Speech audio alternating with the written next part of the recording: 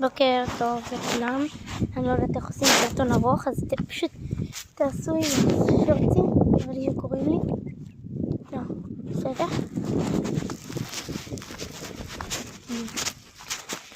אלה היו טובים למדורה אם הייתי מביאה את זה לפני כן, או אם הייתי לוקחת כל מיני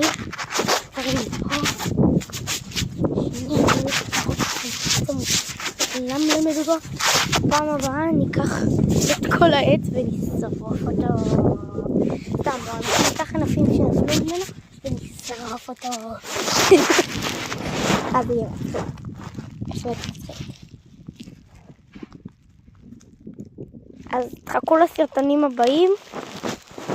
אני לא יודעת אם איך בכלל ב-6:12 לפנות בוקר, כאילו אני לא רוצה לקלל